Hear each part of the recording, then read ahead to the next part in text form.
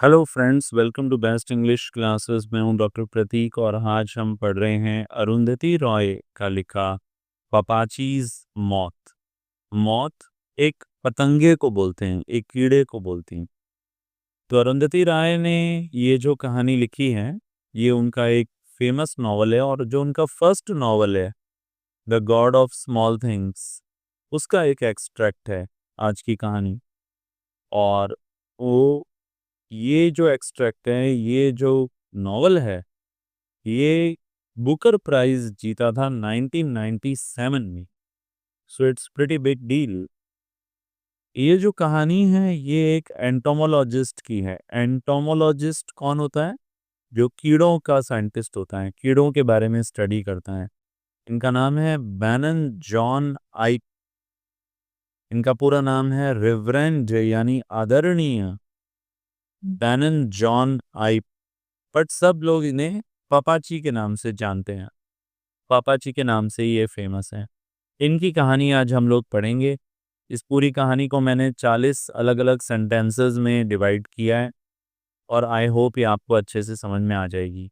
ये कहानी बेसिकली एक हस्बैंड वाइफ की कहानी है, पापाची और उनकी वाइफ शोशमा आइप, जिन्हें मामाची के नाम से जाना जाता है। इस कहानी में उनके बच्चे हैं अमू और चाको।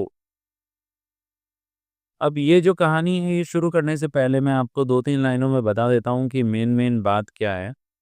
बेसिकली ये जो आदमी है, इसने एक कीड़े की खोज की थी कि ये एक नया कीड़ा मैंने खोजा है। बट उस समय वो रिजेक्ट हो गया कि नहीं, ये नहीं है कोई नया कीड़ा। और 12 साल बाद वही कीड़े को किसी और आदमी ने खोजा, तो उसको सब लोगों ने मान लिया कि हाँ भाई, इसने ये एक नया कीड़ा खोजा है। और उस मौत, उस कीड़े, उस पतंगे का नाम उस नए आदमी के नाम पर दे दिया गया। इस बात से पापाजी बहुत ज्यादा गुस्सा हो गया और वो एक शॉर्ट टेम्पर्ड आदमी बन गया। अब इस पूरी कहानी में यही बताया गया है कि ये आदमी कितना ज्यादा परेशान है और अपनी वाइफ को गुस्से में मारता पीटता है, उससे जेलस है और ऐसे ही एक दिन ये मर जाएगा। तो आइए अब लाइन बाय लाइन शुरू करते हैं इसको। तो पापाजी का पूरा नाम था reverend John Bennett Bannon John Ipe. Bannon John Ipe, but सब लोग इन्हें पापाजी के नाम से जानते थे। वो एक बार एक बहुत ही इम्पोर्टेंट एंटोमोलॉजिस्ट थे, इंसेक्ट साइंटिस्ट थे। एक दिन उन्होंने डिस्कवर की एक नई स्पीसीज, एक नई प्रजाति, एक पतंगे की। वो बहुत एक्साइटेड थे इस बात को लेकर और उन्हें लगा कि जल्दी वो फेमस हो जाएंगे। बट इस डिस्कवरी का क्रेडिट बहुत सालों बाद किसी और को दे दिया गया और मौत का नाम भी उसी दूसरे साइंटिस्ट के नाम पर पड़ गया। इस चीज की वजह से पापाची बहुत ही गुस्सा हो गए और बिटर हो गए, बात करने में कड़वे हो गए अपनी पूरी जिंदगी। उन्होंने दुनिया को कभी माफ नहीं किया क्योंकि दुनिया ने उनकी डिस्कवरी को इग्नोर कर दिया। इस बात से वो बहुत ज्यादा गुस्से में रहने लगे। दिल्ली में गवर्नमेंट जॉब थी उनकी, बहुत ही अच्छी पोस्ट पे वो थे। अब तो भी उन्हें लाइफ के ऐसे मोड़ पर आ गए वो, जबकि वो एक पूरी तरह फेलियर रहे। रिटायरमेंट उनको इस बात की याद दिलाता है कि वो बूढ़े हो गए हैं, बूढ़े हो गए हैं। वो हमेशा एक बहुत ही स्टिफ, एकदम कड़क बीज कलर का सूट पहनते थे। बीज थोड़ा हल्का ब्राउन कलर होता है, भले ही कितनी भी गर्मी पड़े। पापाची बहुत स्ट्रिक्ट थे और बैड टेम्पर वाले थे। बुरा था उनका गुस्सा। He often got angry without any reason. बिना किसी कारण के गुस्सा हो जाते थे। He used to beat his wife मामाची, जो उनसे 17 साल छोटी थी। उसे वो मारते थे एक पीतल के फ्लावर वास से। मामाजी बहुत ही अच्छी पिकल मेकर थी। वो पिकल बनाती थी, अचार बनाती थी, जैम बनाती थी। उन्होंने शुरू में ये पिकल बिजनेस शुरू किया और जल्दी ही ये बहुत ही सक्सेसफुल हो गया। पापाजी को मामाजी की सक्सेस बिल्कुल पसंद नहीं थी। वो उनसे जेलस थे कि लोग उनकी वाइफ की रिस्पेक्ट क्यों करते हैं ज़्यादा उनसे भी। वो बड़ा ह्यूमिलिएटेड फील करते थे, उन्हें बड़ी इंसल्ट फील होती थी कि उनकी वाइफ उनसे ज़्यादा अच्छा काम कर रही है। रिटायर होने के बाद में उन्होंने रिफ्यूज़ कर दिया कि मैं इस पिकल बिज़नेस में कोई हेल्प नहीं करूँगा। वो बस अकेले बैठे रहते और दुखी होते रहते, अपने पुराने दिनों को याद करते कि अब कैसे उनकी ग्लोरी चली गई है, उनका वैभव चला गया है, उनकी प्रतिष्ठा चली गई है।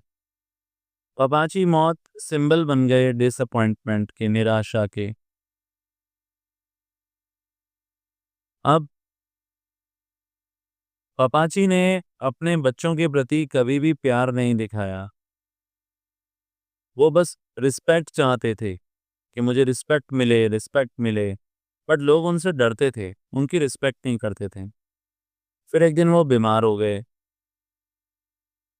पर उन्होंने भी इस चीज़ को भी एक्सेप्ट नहीं किया। डॉक्टर ने उन्हें कहा रेस्ट करो, पर उन्होंने डॉक्टर की एडवाइस को भी इग्नोर किया। कुछ समय बाद वो हार्ट अटैक से मर गए। उनकी मौत के बाद भी उनकी जो शैडो है वो पूरी फैमिली को दिखाई देती थी। मामाची उनकी डेथ पे रोई नहीं, उन्होंने कोई उनको शोक नहीं मनाया।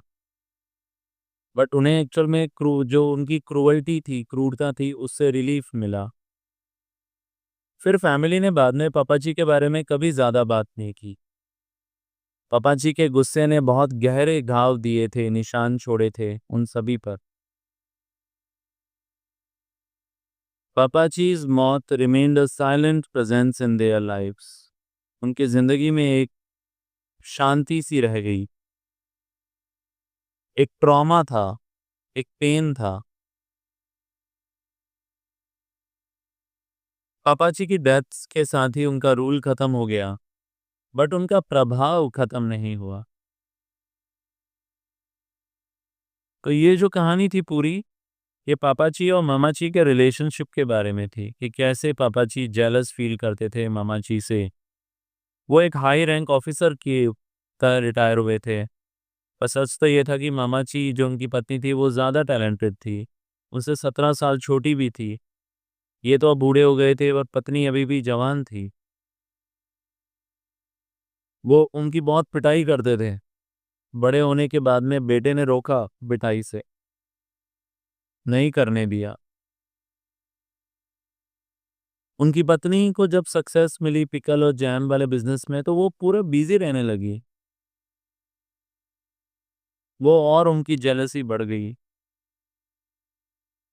उनके अंदर ही अंदर एक हेट्रेड थी, एक फायर थी, एक आग थी जेलसी की उनके हार्ट में। उन्हें ये फील होता रहता था कि उन्हें फेम नहीं मिला, उनकी पत्नी को क्यों फेम मिल रहा है। वो डिस्गस्ट से भर गए थे। उनका बेटा चाको ऑक्सफोर्ड से पढ़कर आया। उन्होंने देखा कि पापा जी की तो आदत है मामा जी को पीटने की हर रात फ्लावर वास से। अब वो कोई बच्चा नहीं था, वो एक स्ट्रॉन्ग मैन था। उसने उन्हें रोका और तेज चिल्लाया पापा जी पे कि ऐसा दोबारा कभी नहीं होना चाहिए, कभी हिम्मत मत करना ऐसी। तो ये पूरी स्टोरी डोमेस्टिक वायलेंस के बारे में है, जेलेसी के बारे में है, मेल डोमिनेंस के बारे में है। आई होप आपको ये समझ में आ गई होगी। यदि चैनल पे नए हो तो जल्दी से सब्सक्राइब कर दो। वीडियो पसंद आया तो लाइक ज़रूर करना। कमेंट बॉक्स में बताना किसी ऐसे इंसान के बारे में जिसे आपने देखा है, जो कि बहुत अंदर ही अंदर कड़वाहट से भरा हुआ है। और क्या आपने आसपास भी कहीं हस्बैंड वाइफ की ऐसी रिलेशनशिप देखी है जिसमें बहुत ज़्यादा मेल डोमिनेंस है और डोमेस्टिक वायलेंस है? ज़रूर शेयर करना, बिना उनका नाम रिवील किए। डॉक्टर प्रतीक को इजाज़त दें। आई होप ये टॉपिक आपको समझ में आ गया होगा। 2-3 बार वीडियो सुन लेना। डिस्क्रिप्शन बॉक्स में सारा मटेरियल आपको दे दूंगा। कमेंट बॉक्स में पिन भी कर दूंगा आपके सिलेबस के बाकी के chapter. All the best for your exams. और अपने क्लासमेट्स के साथ शेयर ज़रूर करना।